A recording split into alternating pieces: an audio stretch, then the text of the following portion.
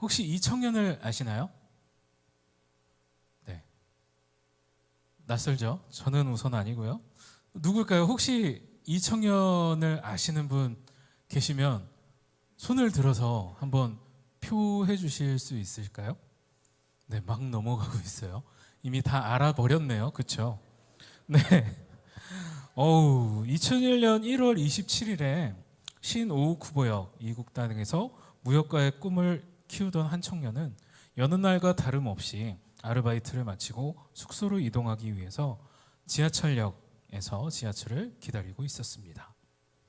그런데 술에 취해 비틀거리던 일본인 남성이 철로로 실족하여 떨어지고 그럼에도 불구하고 지하철은 역사로 들어오고 있었습니다. 이 청년은 그를 구해야 되겠다는 선한 마음에 이끌려서 선로로 뛰어들게 되었고 그 자리에서 일본인에게 영원한 의인으로 남게 되는 일이 일어났습니다. 이 청년의 이름은 아까 보신 바와 같이 이수현입니다. 놀라운 것은 일본은 이 일이 있은 후에 지금까지도 이 한국인 청년인 고 이수현을 애도하며 기념하고 있습니다. 누군가를 대신해서 희생을 한다는 것은 결코 쉬운 일이 아님을 알고 있기 때문입니다. 여러분이 아시는 것처럼 일본과 한국의 관계는 다른 나라들과의 관계에 비해서 상호 그렇게 좋은 편은 아닙니다. 그런데 이러한 와중에도 일본은 이수연이라는 한국 국적의 고인의 이름 앞에서는 숙연해집니다. 그 이유가 무엇일까요? 혹시 대신이라는 말을 아십니까? 대신하다라는 말을 사전에서 찾아보니까 어떤 대상의 자리나 구실을 바꾸어서 새로 맞다라는 뜻을 가지고 있습니다. 저 대신에 오늘 박찬성 목사님이 찬양 인도를 하셨죠. 이렇게 대신이라는 말은 그 대상을 바꾸어서 그 자리를 맡는 것을 이야기를 합니다. 그리고 술에 취해 실족한 그 일본인을 대신해서 이수연은 그렇게 고인이 되었습니다. 이를 숭고한 희생이라 하여 일본인들은 그가 한국 국적을 갖고 있음에도 불구하고 그를 의인이라 칭하고 아직까지도 그를 기억하고 있습니다. 같은 민족인 우리도 그를 잘 기억하지 못하는데도 그들은 그를 기억하고 그의 희생을 기리고 있습니다. 이처럼 우리는 수많은 대신하는 사람들이나 사례들을 뉴스나 드라마 또는 영화 등에서 접해볼 수 있고 그 대신하는 결과를 보며 의인이다 또는 의리 등으로 그 희생을 높이 평가해 줍니다. 지금 바로 옆에 앉아있는 지체들을 한번 바라보시겠습니까? 네, 옆자리에 있는 우리 아리따운 자매들, 잘생긴 형제들을 한번 지켜보시고 내가 이 사람을 대신해서 죽을 수 있다 라는 분 계시면 혹시 손을 들어서 표하시면 제가 오늘 마지막 날인 만큼 맛있는 걸 사드리겠습니다. 아무도 이 큰 일을 선뜻 나서는 사람은 없을 겁니다. 저 역시도 제 자신을 너무나 사랑하기 때문에 누구를 대신해서 죽는다거나 어려운 상황을 대신 겪게 되는 상황을 좋아하지 못합니다. 우리가 예수님의 십자가 희생과 부활을 믿고 이 자리에 앉아 있는 것도 우리의 죄를 대신해 그 죄를 지고 자기 목숨을 아끼지 않으신 예수님의 대속으로 말미암아 복받은 인생을 살고 있기 때문 아니겠습니까? 그런데 오늘 저와 여러분이 읽은 본문에는 절대로 대신할 수 없는 한 가지를 소개해 줍니다. 과연 그것은 무엇이며 우리는 이 말씀을 통해 주님께서 하시고자 하시는 말씀이 무엇인지 깨닫고 은혜 받는 시간이 되기를 소망합니다. 오늘 본문은 유대인의 결혼 풍습을 통해 신랑 대신 예수 그리스도를 맞이하는 열처녀 성도의 비유를 말씀해 주고 있는 본문입니다. 유대인의 결혼 풍습에는 첫째로 정혼이 있고 둘째로 신부 집에서의 잔치, 이는 신랑이 밤에 도착하기도 해서 신부의 집은 이를 기다리고 준비를 합니다. 셋째로 신랑 집에서의 잔치가 있습니다. 본문 말씀에서 신랑은 물론 다시 오시는 예수님을 뜻합니다. 열처녀는 성도들인데 그 중에는 슬기로운 성도도 있고 미련한 성도도 있음을 의미합니다. 첫째로 재림의 주님을 기다리는 성도에게 있어서 가장 중요한 것은 그 마지막 순간의 신앙이라는 점입니다. 모든 세상사에 있어서 가장 중요한 것은 끝부분입니다. 시작과 과정도 중요하지만 더욱 중요한 것은 결론 부분입니다. 때로는 시작과 과정이 비록 약 악이었다 할지라도 그 결과가 선으로 끝날 수만 있다면 결론적인 것은 선은 과정에 악을 덮어주고 용서하는 경우도 있음을 우리가 알 수 있습니다. 시작도 좋았고 과정도 선이었는데 그 결과가 악으로 끝난다면 욕을 먹는 일들을 우리는 많이 볼 수도 있습니다. 우리의 신앙도 마찬가지입니다. 오늘 열처녀의 비유 이야기 본문을 한번 주목해 주시기 바랍니다. 슬기로운 처녀와 미련한 처녀들 사이에 엄청나게 큰 근원적인 차이가 있었던 것이 아닙니다. 우리 형제 여러분, 혹시 결혼식의 기본적인 3요소를 알고 계시나요? 네, 결혼을 준비하고 계신 이번 주 토요일 날 민지자매 결혼이죠. 그리고 저 오늘 청첩장 또 받았는데 다혜자매는 아실 것 같아요. 결혼의 기본적인 3요소 뭐가 있을까요?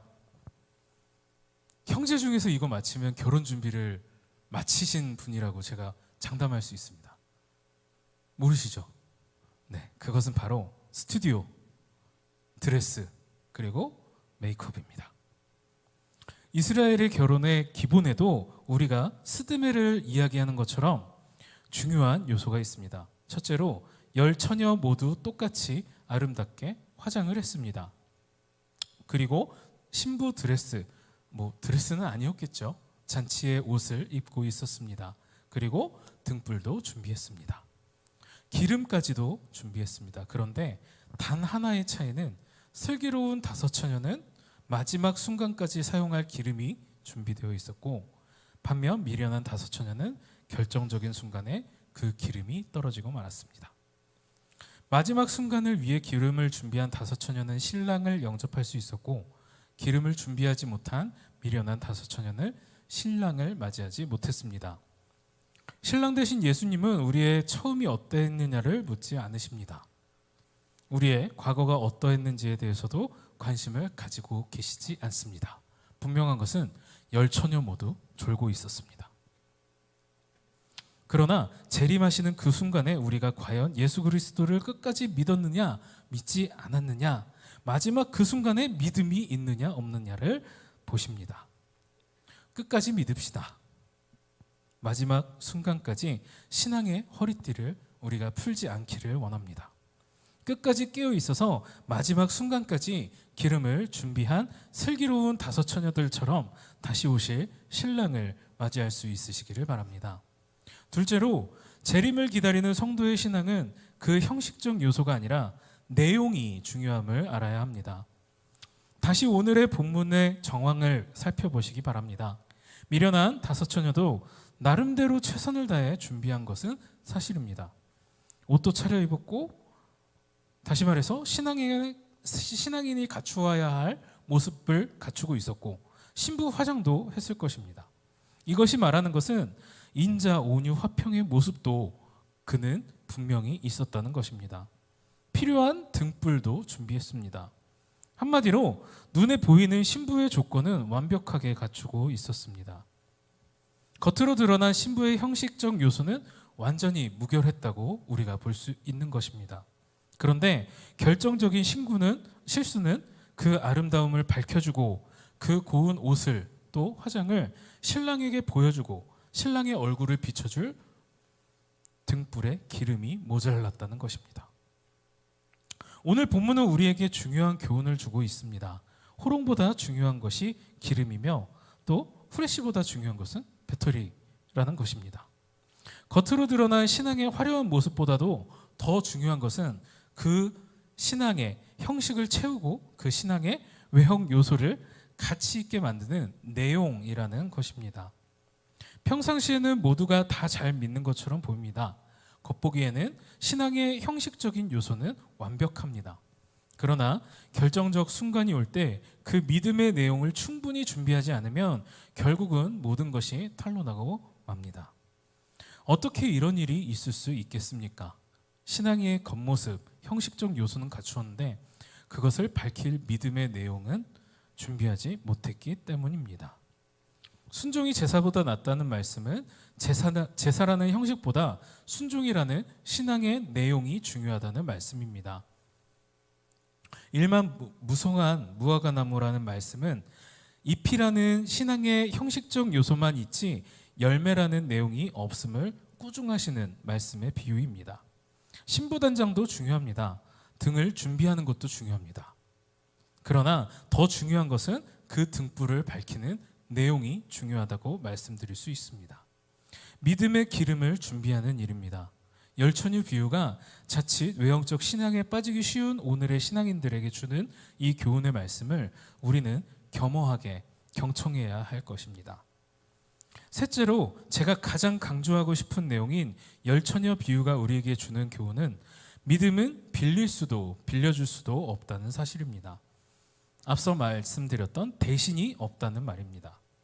요즘 세상은 정말 편리해서 어지간한 것은 모두 빌려 쓸 수 있습니다. 제가 한 달 동안 무균실에 들어갔는데 한 전도사님께서 저에게 꿀팁을 알려주셨어요. 이게 녹음이 되고 있어가지고 저희 아내가 안 들었으면 좋겠는데 닌텐도 스위치도 빌려주더라고요, 한 달을. 네, 가장 합리적인 가격으로 게임팩을 5개나 빌려주면서 월 땡땡땡땡. 놀랐습니다. 한번 시도를 해볼 수 있으면 좋겠지만 어쨌든 제가 받는 문자 중에서 가장 많이 받는 문자가 혹시 어떤 문자일 것 같습니까? 네, 어디서 딱 얘기하신 것 같은데 대출을 그렇게 저한테 막 돈을 막 빌려주고 싶어가지고 요즘에는 010 번호로도 전화가 오더라고요. 이전에 연락드렸던 어디라는데 저는 연락한 적이 없는데 아무튼 2천만 원까지 빌려주겠대요. 그래서 제가 한번 진짜로 빌려보려고 물어봤어요. 제가 지금 종교인이고 그리고 아직 이렇게 파트로 하고 있어서 사대보험을 안 떼고 있는데도 빌려줄 수 있냐? 그러니까 그러면은 조금 이번에는 힘들다고. 그럼 이번에는 힘들면 도대체 언제 가능하냐고 그러니까 전화를 끊더라고요. 그래서 나는 대출도 안 되는구나. 이런 2천만 원까지 빌려줄 수 있는 문자도 나는 해당이 안 되는구나. 어쨌든 돈 빌려 쓰라는 안내 문자가 우리한테 쉽게 오는 것을 여러분도 아마 경험을 하실 겁니다. 신용카드만 있으면 통장에 돈이 없어도 물건을 마음대로 살 수 있죠. 대신에 갚아야 됩니다. 네, 자동차를 빌려준 렌트카는 이제 옛날 얘기고 미술품도 빌려줄 수 있고 정수기나 비데 또 스타일러까지도 요즘에는 빌려준다고 광고가 날아오더라고요. 참 많은 것을 빌려주는 것 같습니다. 애인을 빌려주고 주례를 빌려주고 하객을 빌려줍니다. 심지어 오늘 제가 처음에 말씀드린 고인 이수연은 목숨도 대신하여 일본인에게 주기도 했습니다. 돈도 사람도 집도 빌렸을 수 있고 줄 수 있지만 빌려줄 수도 줄 수도 없는 것이 하나 있습니다. 그것은 바로 믿음입니다. 양도할 수도 없고 물려줄 수도 없는 것이 믿음입니다. 남의 믿음, 남의 신앙을 가지고는 천국에 이를 수 없습니다. 오늘 열처녀 비유의 본문을 다시 한번 주목을 해보겠습니다. 열처녀가 신랑을 기다리다가 다 졸았습니다. 밤중에 신랑 맞으라는 소리에 잠을 깨고 맙니다. 등불을 들고 신랑을 마중하러 나가려니까 5 처녀의 호롱불이 가물거립니다. 기름이 다 떨어진 것입니다. 이때 옆에 있는 5명의 처녀에게 기름을 빌려달라고 요청을 합니다. 하지만 단호하게 거절당합니다. 9절을 함께 우리 다 같이 읽어볼까요? 시작. 슬기 있는 자들이 대답하여 이르되 우리가 너희가 쓰기에 다 부족할까 하노니 차라리 파는 자들에게 가서 너희 쓸 것을 사라 하니. 슬기 있는 자들이 대답하되 우리와 너희가 쓰기에 다 부족하니까 차라리 기름을 파는 사람한테 가서 사오라고 매몰차게 거절을 합니다.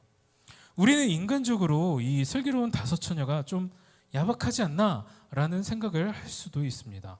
한 신랑을 함께 섬겨야 할, 그리고 신랑을 맞이하면 좋지 않겠는가라는 생각을 할 수 있습니다. 그러나 이 비유는 지금 그 이상의 신앙적인 것을 가르쳐주고 있습니다. 신랑을 맞이하느냐 못하느냐는 죽느냐 사느냐의 문제입니다. 이번에 못 가면 기다렸다가 다음에 또 시집 갈 수 있는 것이 아닙니다. 단 한 번뿐인 신랑을 맞을 기회, 한 번뿐인 영원한 생명을 얻을 수 있는 그 기회입니다. 기름을 준비하지 못한 친구들에게 인정을 베풀었다가 함께 신랑을 맞이하지 못할 수도 있습니다. 오늘 본문은 우리에게 분명하게 말씀해 주십니다. 기름을 빌려주지 않은 5 처녀가 야박한 것이 아니라 미리 기름을 준비하지 못한 처녀가 미련하다고 말입니다. 지금으로 비유하자면 5 처녀가 힘들여서 기름을 구하러 다닐 때 미련한 5 처녀는 대수롭지 않게 생각하고 에이, 충분히 쓰겠지 뭐 하면서 뭐 다른 일이나 하면 놀았을 수도 있습니다. 그리고 결정적인 순간에 기름이 모자랄 때 빌려 쓰려고 했으나 거절당한 것입니다. 사랑하는 불꽃에 지금 이 순간 앉아있는 여러분, 그리고 온라인으로 예배드리고 있는 여러분, 지금은 기름을 준비할 때입니다. 오늘 교회에 나오신 여러분은 예수님을 맞을 기름을 준비하러 나오신 줄을 믿습니다. 천ang 예금 통장을 빌려서 아파트는 당첨될 수 있으나 믿음을 빌려서 천국에 들어갈 수는 없습니다. 또는 친구나 이웃을 대신해서 희생을 할 수도 있습니다. 내 믿음은 내가 지키고 준비해야 하는 것이 오늘 본문의 교훈입니다. 기름을 빌려달라는 미련한 처녀가 아니라 지금 기회가 있을 때 넉넉한 믿음의 기름을 준비하는 저와 여러분 되기를 바랍니다. 이제 결론을 말씀드리겠습니다. 오늘 10처녀 비유가 주는 가장 중요한 교훈은 바로 준비하라는 것입니다. PPT를 보시면 누군지 아시겠어요? G.O.D의 데니안의 보이스카우트 시절인데요. 제가 왜 저거를 했냐면 저도 보이스카우트 출신이에요. 근데 보이스카우트의 경례의 그 구호가 준비예요. 이렇게 손가락을 3개로 하고 딱 경례를 하면서 준비하는데 한번 준비를 해봤습니다. 준비를 하면 신랑을 맞이할 수 있습니다. 그러나 준비하지 못하면 문 밖에서 슬피 울 수밖에 없습니다. 준비하면 천국입니다. 그러나 준비하지 못하면 그 결과는 아마 참혹하리라 생각됩니다. 여기 본문에 미련한 5 처녀를 보시기 바랍니다. 나중에 천국 문이 닫힌 다음 울고불고 문을 두드리지만 한 번 닫힌 문은 열리지 않습니다. 내가 너희를 알지 못한다는 차가운 말씀만 그들에게 들려올 뿐입니다. 그때서야 5 처녀는 깨달았을 것입니다. 이럴 줄 알았다면 진작 기름을 준비할 걸. 그러나 이미 때는 늦었습니다. 그 5 처녀가 졸고 있을 시간이 있었다면 기름을 준비할 시간도 저는 충분히 있었다고 생각이 듭니다. 그러나 그들은 그 시간을 허비했습니다. 그리고 깨닫기는 깨달았는데 너무 늦게 깨닫고 말았습니다. 나중 되어서 그때 더 열심히 믿을 것을, 그때 더 열심히 믿음의 기름을 준비할 것을 하고 깨달았다고 합시다. 왜냐하면 그때는 너무 늦었기 때문입니다. 신랑은 미련한 5 처녀가 다시 기름을 준비할 때까지 기다려주지 않았습니다. 천국 문은 미련한 크리스찬이 깨달을 때까지 열려있지 않습니다. 때가 되면 신랑 되신 예수 그리스도께서 다시 오리리라 믿습니다. 기름을 준비하십시오.